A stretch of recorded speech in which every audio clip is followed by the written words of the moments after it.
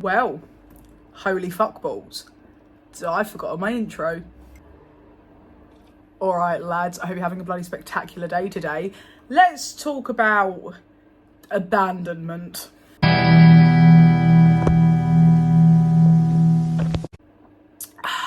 riding a bike that's on fire. The first thing you may have noticed is that I've moved. Not physically, but just the location that I can film videos in. I used to be in the living room, now I'm in the bedroom. Because for the past 2 years, this is exactly where I've been sat. Not producing any makeup content for social media. I've been sat in this chair with these plants and Nicolas Cage for 2 years, doing everything but this. And I'm sure somewhere there's an existential reason for me tapping out of social media in such an abrupt way. But I think what it boils down to, lads, is I was burnt out. I started producing makeup content in 2020 when I was bored during lockdown and I needed a creative outlet. And I've really missed it. Not only have I missed beating my face to the actual gods, but I've missed interacting with you. I'm friends with some of you in kind of real life. Some of you transferred over from Instagram and YouTube to my actual personal Facebook. And one of you even attended my wedding. Shout out to Georgie. I'm currently wearing Chaos Dirt on my eyes. Spooky Specs, the best shimmer that matches my glow-in-the-dark ghost top. Because I'm 34 this year and still wear glow-in-the-dark band t-shirts. And I feel like in general, the past at least year of my life, I haven't been the best friend in general to people in real life. I had a bit of a personality crisis around October, November of last year, and I kind of forgot who I was. All right, lads, quick word from your editor. That would be me. When I sat down to film this video, I didn't really know what I was going to say. I just kind of turned my camera on and sat down and went with it. And due to the stream of consciousness nature of this video, I failed to sufficiently give a trigger warning in the original content. And that's because I didn't really anticipate a trigger warning being necessary. But after watching the footage back and editing it, I feel like it would be incredibly irresponsible of me not to put a trigger warning in this video. So, my gorgeous friend, if you are not in the right headspace to have a conversation about mental health or substance abuse or suicidal thoughts, self-harm, eating disorders, generally feeling a bit shit, then I do yourself a favour, friend, and skip this video. If you are in that headspace where you're struggling mentally, physically, emotionally, spiritually, sexually, whatever it is, I'll link a video down below that always makes me happy. It's called How to Churn Butter, the Victorian way, and it has never failed to not make me laugh. You're welcome. And I do sincerely apologise to anybody who does choose to go forward with this video and is triggered in any capacity. It's not my intention. My sole intention here was to be open and honest with you guys. As is always my sole intention. Honesty, man. What a drug. That crisis of faith kind of culminated in potentially the worst relapse I've ever experienced. So for those of you that don't know, I'm in active recovery for drug addiction and I have been clean for, it'll be 6 years this October. Thank you, Anubis. Hades is joining the party. Really, lads, is this the time? Go and play with your brother. Yes, go on, run free. Go on. Never be hung up like my man and me. Thank you. You're welcome, drag with us. Thank you, please leave. This is absolute chaos. So back onto the subject of my drug addiction. I have not indulged in my drug of choice for almost 6 years now. It's the longest consistent period of sobriety I've ever had in my life, with my last relapse being in the summer of 2018. And I think the combination of simply how long I'd been sober for and the fact that I really didn't want to fucking relapse this time led to an almost 3-month period of just absolute desolation. So between February and April of this year, I was a donkey on the edge, fellas. I stopped eating, I stopped sleeping, I stopped paying attention to anything that brought me joy.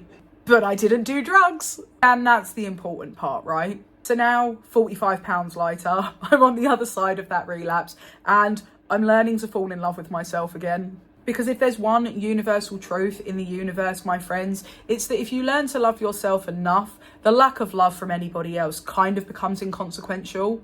And I think that's kind of what I was struggling with. And for those of you that have followed me for any period of time, you'll know that I talk about parasocial relationships a lot because I find them really interesting. I find it so mind-blowing that we can attach such meaning and personality to people that we've never met. And when I re-downloaded Instagram earlier this week, I was gobsmacked at the amount of messages I had sitting in my inbox. There were over 200 messages that had just been sat there for 2 years that I hadn't read. And most of them was so ridiculously personal, right? Like, I got a message from last July saying, I saw a bee today and thought of you. And it was in that moment that I realised that the parasocial relationship I have with you guys has never really been a product and a consumer, right? We've always kind of been mates. I've never felt like a corporate shill sitting here telling you to buy something because it will make you feel better. It will make you look better, because I already think you guys are pretty fucking awesome as you are. And you've always afforded me the same kind of unconditional love. And I don't know if it was imposter syndrome or if it was just me trying to work out why people liked watching my videos or liked looking at my photographs or liked interacting with me in general. But I just felt, and not for the first time in my life, like I just genuinely didn't fit anywhere. And don't get me wrong, there are plenty of freaky niches on Instagram and YouTube that I do fit into. And I found some incredible people in those freaky niches. I think the inherent nature of what I've always done on social media, i.e. talked about makeup, done my makeup, kind of been very centered around the beauty world and the beauty community, that I just felt like I wasn't supposed to be there. I felt like I wasn't having a good time, which is bullshit, of course, because I was having a good time. I was having a great time with you. And I think it is incredibly difficult for some people to acclimate to the beauty community, right? It's difficult, especially when you're someone like me who is so naturally confident in who they are. Even the most confident and sure-footed folk in the world, if they spend enough time staring at their own fucking face, listening to their own fucking voice, they're going to have a crisis of identity too. And I think ultimately I just didn't feel like what I was doing and what I was saying was genuine anymore. I think the last videos I uploaded to my YouTube channel were kind of like the arse end of Vlogmas 2021, I want to say. And I had a great time with those last two videos. I think it was the Fallout and Skyrim inspired palettes, and I really enjoyed making those videos, so much so that before work on Wednesday, I believe, of last week, I actually sat down and watched those two videos on like my big TV in my living room. And that's something I never used to do. I never used to watch my videos back on anything other than my laptop when I was editing them, or on my phone. Because the idea of looking at like a 3 foot tall version of my face only fed into that imposter syndrome and only helped to fuel the hyper criticism that I had of myself. I distinctly remember I filmed the Skyrim video after the Fallout video, and I really liked my makeup in the Fallout video. It was kind of like neon green with purple lipstick, very Roddy. In the Skyrim video, I kind of had like blue eyeshadow and my beautiful mustard melt lipstick on. And I remember when I was editing the Skyrim video, I was just so hyper focused on like this one patch of my eyeshadow that wasn't blended properly. And to be fair, for a split second when I put on the Skyrim video on Wednesday morning, I did notice that little patch of eyeshadow that wasn't blended. But then I kind of let it go and I felt better. And I constantly tell people that you can only see the world through your eyes, right? I have a friend who had a bit of a mental health crisis a couple of weeks ago. And even though I love and adore and worship this person, it doesn't matter how many times I tell her that she's beautiful or talented or funny or smart, she is never going to believe me. She has to come to those conclusions by herself. So it kind of lends credence to the fact that it doesn't matter how much people tell me that my makeup is sick or my personality is amazing or that they think I'm really funny or they think I'm really intelligent or that they think I'm really interesting. If I don't believe it myself, it's not true. And as Dr. Phil says, there is no reality, only perception. And the perception that I had of myself towards the arse end of 2021 wasn't very funky fresh, lads. I didn't feel like a great mum. I didn't feel like a great wife. I didn't feel like a great sister or aunt or daughter or friend. I just felt like I was constantly fucking everything up. Now, I wasn't. In reality, I was just burnt out and exhausted. And I know that now. I mean, hindsight's 2020. But I think because I felt so shit in my personal life, all of the kind of praise and accolade and compliments and love that I got from social media kind of made me feel worse, because I genuinely didn't believe that I deserved that level of love or praise or accolade, because I felt like a prick. Then I tried to take a break in 2022, and then I tried to make a comeback in 2022, and it just didn't work, man, because my heart wasn't in it. I don't know where my heart was. I think adjusting to having a full-time management job as well contributed to those feelings of just being really overworked. Like the 3 looks 1 palette videos I used to do during lockdown, they would take me all day. I would do those 3 individual makeup looks in the same day. I would edit all of those like 45-minute videos down to short form. I'd then upload them as reels onto Instagram. I'd then edit all the photos. I'd then sit down in the final makeup look and film another hour-long video, edit that down to 30 minutes, do the thumbnail, do the hashtags, get it all up onto YouTube, and then promote it all to you guys. It was like a full-time job. I found it really hard to give social media the attention that it needed whilst working a full-time job that was incredibly demanding of my attention, more so now because I've been promoted twice since 2022. Despite the persistent thoughts of relapse that came at the beginning of this year, I've had a really good couple of years. I know there's that old kind of feeling that people have when they struggle with depression or anxiety, where there is always somebody in your life, usually somebody who has been graced by God and has never felt those feelings of depression or anxiety. But there is always somebody that says, like, can't you just be happier? Can't you just, you know, be thankful for what you have? Why are you depressed? You've got no reason to be depressed. Why are you anxious? You've got no reason to be anxious. The one I've always had my entire life, because I am naturally quite a confident, outgoing person, is, well, you don't seem depressed or you don't seem anxious. But especially in March of this year, even people that I work with started to realise that there was something wrong with Ronnie. And every neurodivergent person out there knows that masking is a survival mechanism, right? And we all get really good at pretending that we're okay. And when the mask slips or disappears entirely, that can be a really scary situation to be in, because suddenly the person that you are when you're alone is the person that everybody's seeing. I remember really distinctly back in March walking into a management meeting. So it was me and all the other managers in the place that I work, and they know me really well, and they know me in a very similar capacity to the way you guys know me, as a very extroverted, loud, opinionated person who kind of likes being in the limelight and likes making people laugh and likes being a little bit controversial and seeing how far I can push the envelope before somebody inevitably gets offended. I remember really distinctively, it was freezing cold and it was a Thursday and I was exhausted, right? I hadn't slept. I had these huge bags under my eyes. I didn't have any makeup on. I think I was like 9 or 10 days into a 14 or 15 day stretch solidly at work with no day off. And motherfucker, I couldn't put my mask on. I was absolutely obliterated that day. I couldn't stop crying. I couldn't concentrate on anything. And for the first time in a really long time, my mental health overrode everything else. And I just couldn't pretend I was okay. And I remember sitting in that meeting and everybody looking at me like they were really concerned, and everybody asking me if I was okay. And I was freezing cold, and one of the other managers gave me his fleece and I put it on, and I was still really cold and I couldn't regulate my body temperature because I wasn't eating. I think at this point I'd lost like 25 pounds in just over a month. My entire body was shutting down. I was having like these awful stomach cramps. My esophagus was on fire constantly because I had this horrific acid reflux where I wasn't eating anything and my stomach was just full of acid all the time. I was covered in hives. My skin was completely wrecked. My gallbladder was having a lot of problems.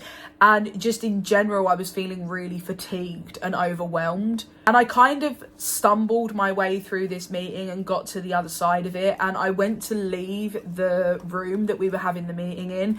And one of the senior managers kind of held me back and asked me if I was okay. And I didn't know what to say. Because how do you say no, right? How do you say, well, actually, as it goes, I'm really not okay. And I really wasn't okay.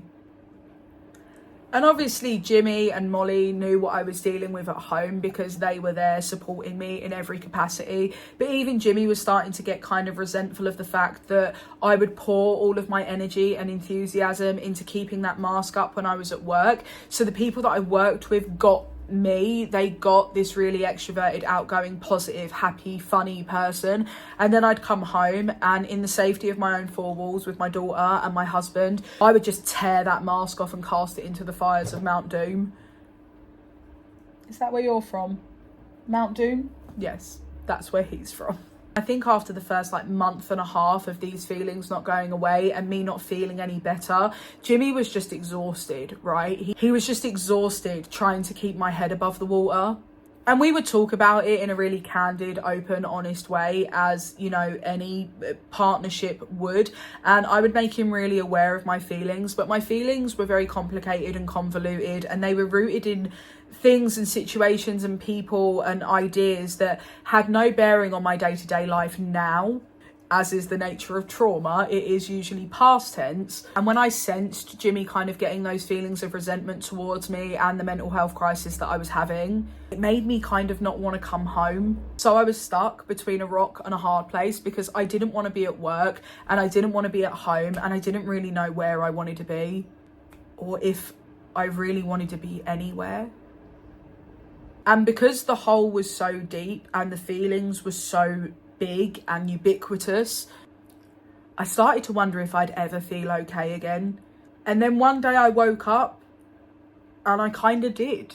Historically in my life and in my history with addiction and mental health problems, the light at the end of the tunnel has always been a train. And I know I owe a lot of my success to the people around me, right? Some people who have been there for previous mental health crises and others that were new to the party. And I don't know necessarily if it was being in that hole for so long and wondering if I was ever going to see the light of day again that made me rethink what I do to set my soul on fire on a day-to-day basis, like my hobbies and interests. Most of which I carried on doing for the past 2 years I haven't seen you. I carried on cooking, I carried on writing, I carried on hiking, I carried on raising money for charity. I went to Dracula's castle.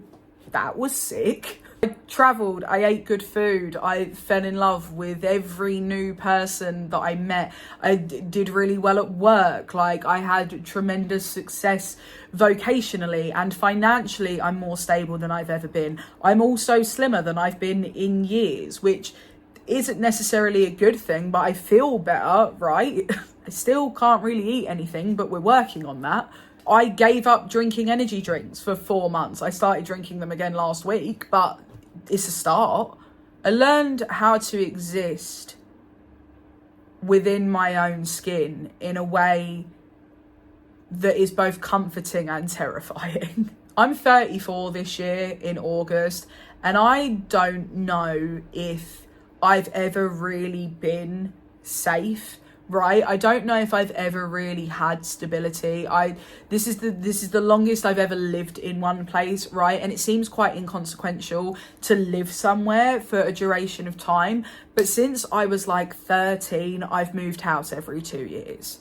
I've had 31 addresses and I'm only 33 years old. And I think anyone who's survived, especially childhood trauma, can probably identify with that feeling of impending doom, right? The second your life starts to get kind of normal, kind of okay, kind of safe, you're just waiting for the hammer to fall. I've spoken to my therapist about it before, this kind of need to turn everything into a catastrophe, right? This need to preemptively push people away and make them hate you before they push you away and eventually hate you of their own volition. And it's a tale as old as time, right? Hurt people before they hurt you. And I think it especially applies to people who exist within the fringes of society, within the fringes of beauty standards, gender standards, socioeconomic standards, certain racial groups, things like that. Anybody who exists outside of the norm, they have that feeling of pushback, right? They have that feeling of being really self-deprecating, pointing out the fact that you're too fat or too skinny or too tall or too short, or making light of the physical and personal attributes that you feel people may attack, if you attack them first, if you have a really kind of like self-deprecating humor, you're kind of taking the ammo out of their gun. So that if anybody else calls you too fat or too short or too tall or too thin, you've already said it about yourself. And don't get me wrong, in my experience, trauma does make you fucking hilarious. I don't know if I would trade any of my traumatic experiences for the personality and the outlook on life I've got now. And there are massive benefits to existing within the fringes of society, right? There's a certain freedom in being 100% your authentic self every day. The people who are desperately trying to stay relevant just don't have. But there's also this gut-wrenching isolation that comes from never quite being accepted. Whether you've been ostracized by society or you've chosen to ostracize yourself from society. I think that's kind of where I got to at the beginning of 2022, right? This feeling of just not really knowing where I belonged and what I was supposed to do, and if what I chose to do had any meaning whatsoever. And meaning is incredibly important to me, right? Not necessarily what you do, but why you do it. Indicates to me what kind of person you are and what kind of life you're trying to lead. And I didn't know why I was making videos anymore. Therapy. And then something clicked in my head and I realised that I'd not only sold myself short, but I'd sold all of you short as well. Because none of you have ever had any expectations of me. I have uploaded the most random fucking videos and you guys have loved them. I've uploaded the most random makeup looks and you guys have loved them. Nobody out here is expecting me to be anywhere other than the fringe, right? Nobody on social media wants me to fit in. Nobody on social media has ever had the expectation that I should fit in. In actual fact, I think the literal antithesis is true. I think the reason that you and I connected so much is because we don't fit in. And I think to a certain extent it was rooted in my own deep-seated neuroses that I've always felt like everybody's pet freak. That sounds so fucking awful to say, but I think anybody who has any kind of like alternative lifestyle has probably felt that at some point, right? That you are that person in the friendship group. You're like the quirky, weird alternative one. Alternative to what? I don't fucking know, but I've been called alternative so many times that the word has started to lose meaning. I don't know what I'm an alternative to. I think anybody who does walk around on a day-to-day basis looking like me kind of has to swallow that pill and accept the fact that people are going to look at you if you walk around looking like this. I've never had a chip on my shoulder about being alternative, even if I still don't really understand what the word means. Sure, yeah, there have been moments in my life that I felt like a pet, and not in like a kinky collared way. In like a, this is my gay friend, or this is my black friend, or this is my Muslim friend, like this is my alternative friend. There have been moments in like the past 5 or 6 years that I have tried to be less myself. I've tried to take up less space. I've tried to suck less air out of the room. I've tried to be less imposing and less intimidating and less there. And it wasn't until February, March of this year where I had the potential relapse that I realised how much I had actually faded away, how not there I really was. And I think in that moment of realisation, lads, I had 2 choices: stay down or get up. If I had stayed down, I would have just faded away, right? I was perfectly happy to just fade into oblivion and never take up space again. Because that's what depression's like. It makes you feel like no one will notice if you fade away. Like no one will notice if you suddenly stop taking up space.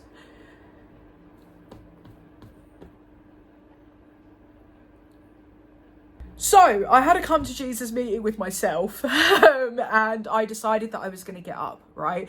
I decided that I was going to get up and that I was going to live my life from that day so violently myself that the threat of fading away would never cross my mind ever again. I'm not sure if it is a midlife crisis when you're 33. I mean, what is midlife? I don't know. And one of the most fun and fulfilling ways I've always been violently authentic is on social media. And even though my personality has always been violently authentic on social media, I don't think makeup is everything about me.